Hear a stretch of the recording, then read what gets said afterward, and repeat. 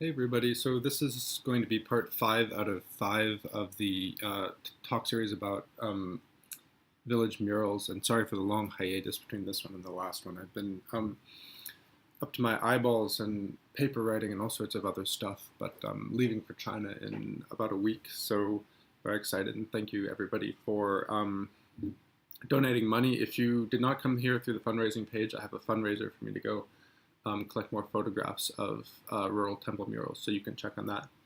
And so this last part is going to be about Buddhist murals in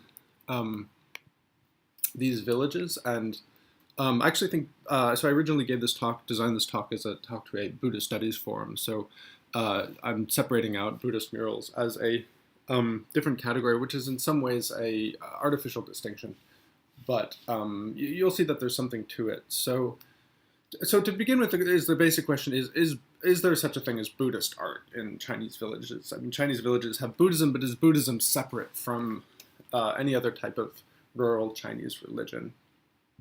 And so I'll start out by talking about the ways in which it is not separate, and then I'll go on to talking about the ways in which it is separate or might be separate. So to begin with, I mean, Buddhism is just one other local cult within this system of village religion, which I've been outlining, and you have particular gods which are associated with particular stories or particular functions and are located in particular places and do particular things within the village. So the main ones from the perspective of the village are Avalokiteshvara, or Guanyin. We've already talked about her. And the one we haven't talked about is the 10 Yama Kings and the Buddha Kshitigarbha, or in Chinese, Dizang, the earth store. So the Buddha Kshitigarbha is a Buddha who has taken or a Bodhisattva who has taken a vow of compassion to all sentient beings, not to pass on into enlightenment until all beings have been brought out of hell. And so he's iconographically and cultically associated with the guardians of hell, who are the 10 Yama Kings, the Shi Yanwang in Chinese. And so in these images, you see the kind of Chinese bureaucratized hell. So you have these sort of judges of hell who are depicted as Chinese officials sitting there at their desks with paperwork and scrolls behind them, and then they have their kind of yamen runners, they would be called. So government clerks who will drag supplicants before them, and then their life is judged, and then they're usually sentenced to purification through torture. So at the top, you'll have these images of the court scene with the judges arrayed, and then beneath it, you'll have little images of the tortures of hell if you've been evil in this life. And that's one of the major functions within village religion, which is that this sort of Buddhist or quasi-Buddhist cult is considered to be the afterlife cult. It also has really good psychopomps, so afterlife gods. So you have a horse head and ox face. What are they called? Mato Numian or something. And you have various other kind of scaly and monstrous afterlife gods, which are a good time. In terms of Buddhist stories, which are often placed onto the walls, either in temples to Shakyamuni, the historical Buddha, or to Avalokiteshvara, Guanyin, the so-called Buddha of compassion. You have a number of popular stories which are told in the kind of panel series way that we've already examined. So frequently you have the life of the historical Buddha. The Buddha Shakyamuni, he's born into a noble family. There all these miracles attend his birth. He goes on these famous 4 journeys out of the city gates, in which he sees an old man, a sick man, a dead man, and a holy man. He leaves his family. He goes out to the forest to meditate. Finally, he achieves enlightenment, or he's first so tempted by the Mara, the demon king, but he defeats the armies of Mara and achieves enlightenment. Then he begins his career of preaching, and finally he sort of passes into nirvana upon his deathbed in this sort of awesome rocket coffin, which I think is pretty cool. Another popular story, and one we'll come back to later, is the 53 stations of Sutana, so the Shanzai Tongzi Wu Shisan Can in Chinese. So this is the kind of pilgrimage story of the child Sudana who visits 53 masters. It comes from the Avataṃsaka Flower Garland Sutra. And he, gradually goes through the stages of Buddhist learning until finally he achieves enlightenment.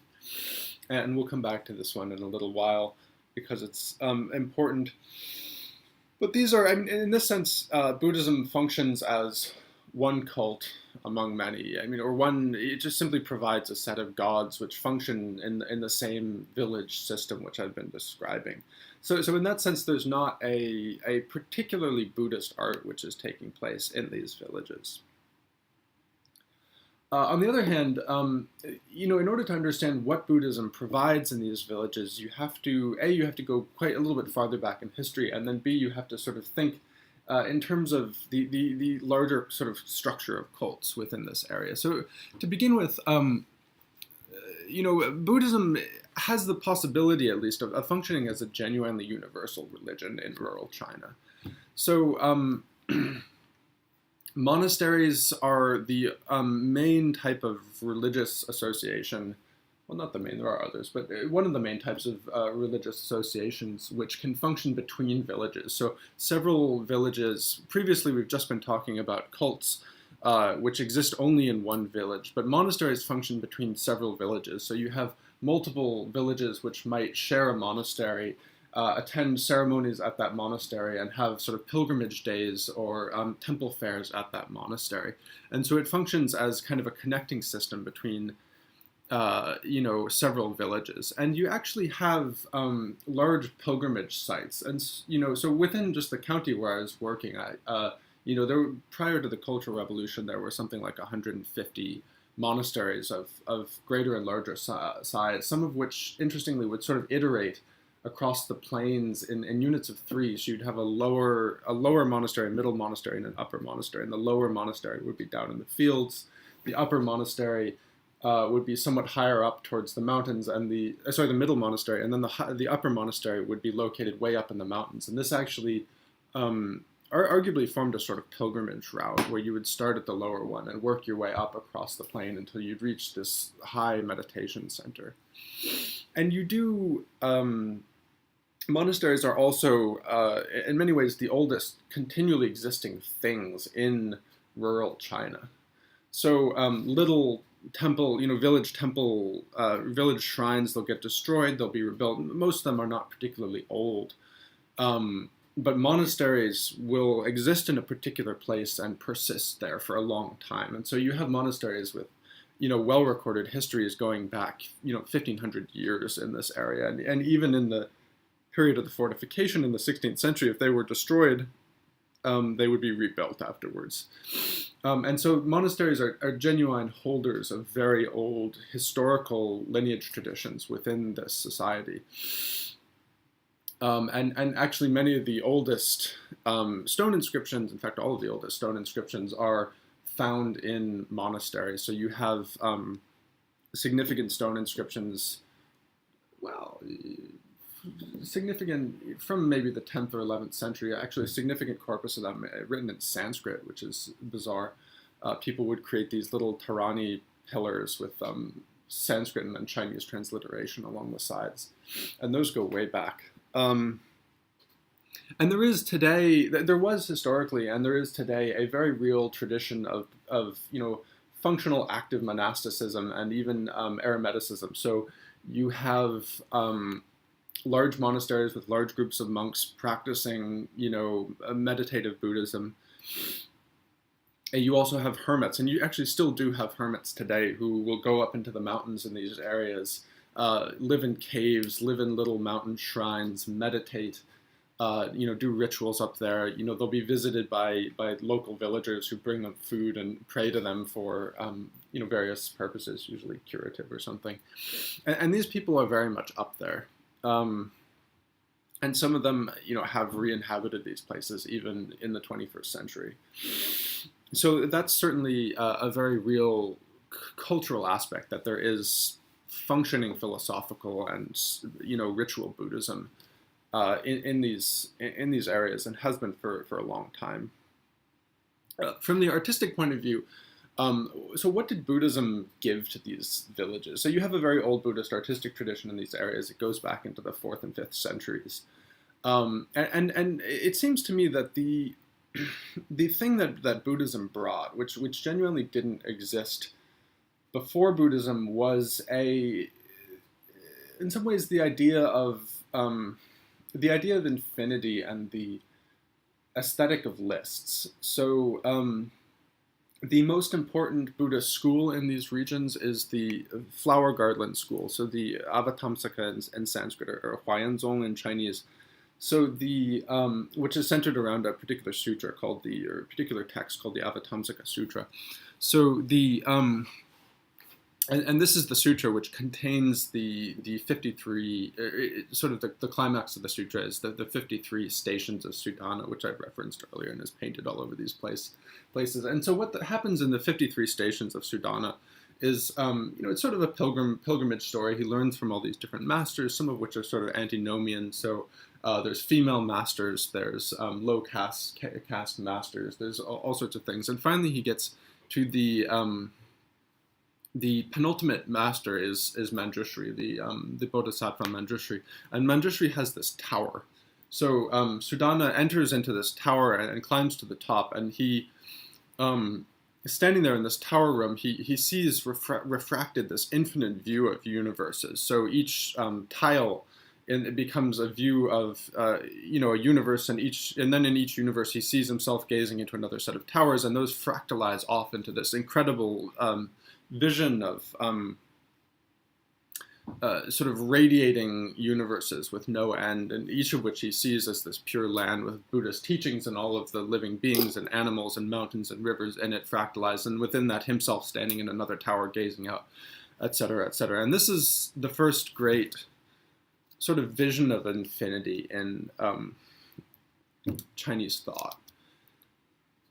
And it leads to a certain aesthetic. So the oldest, one of the oldest sort of continually functioning monasteries in this region is the great flower garland monastery in Datong. And if you go into the big hall there, you see what I think is supposed to be sort of a visual representation of this aesthetic, where you have these endless ceiling tiles, these masses of gods which seem to radiate out into smaller and larger groups. And the sort of aesthetic experience of trying to depict the entire possibility, the entire sort of universal possibility of all of the gods, all of the universes spreading out, and be the kind of image of infinity. So you can't count them; they don't form a set which you can give a number to, and this. Enters into so this is there in Buddhist art and in rural Buddhist art, where you have these attempts to create spaces which which kind of defy your ability to count. And one of the so in some ways, what was the kind of magnum opus of Shranda art is a particular thing which we've talked about a little, but we haven't talked about much yet, which is called the ritual of water and land. So the Shui Lu Fa Hui, so the Dharma ritual of all things which are in water and all things which are on land. And what this is the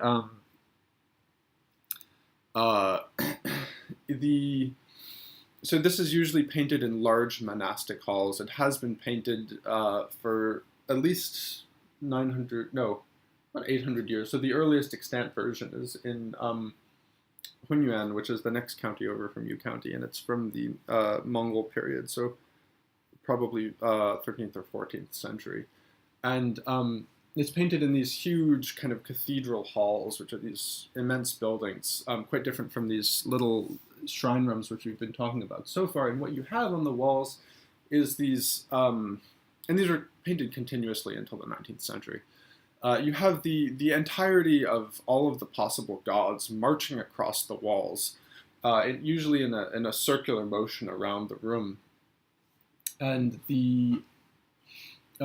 so you have, and they're listed according to your kind of cosmological conception of what they are. And there's various canonical lists you might draw this from, but at the top you have the Buddhas and the kings of heaven and the various Sanskrit deities, the astrological deities, the Taoist deities. Including all of the village gods who are being subsumed into this kind of catalog of everything you think might be out there. And then below them you have kind of mid-level deities. So you have the dragon kings, who are sort of worldly deities, and those are marching. And there's lots of different groups of dragon kings, and every group will have its little flag, usually telling you, or label telling you who it is, and sort of, in some cases, who paid for it being painted. But and then below that you'll have the sort of hosts of men. So you'll have, all of the farmers and the virtuous scholars and the virtuous ladies, sometimes famous figures from history, sometimes, wounded soldiers, other people who you think might be important to include in this ritual. Wounded soldiers, people who died by violence, people with bad breath even, in one case. People who were run over by carts, people who were eaten by tigers. And you have the whole, and then you have hell beings, so you'll have, the ghosts and the various demons who you want to include in this ritual system. And so you've depicted here the entire kind of innumerable sweep of your cosmology sort of rotating around this room. And then what the ritual is you, put out offerings for these people in the center of the room, and then you sort of enumerate them, you call them down, and you give them the Buddhist teachings.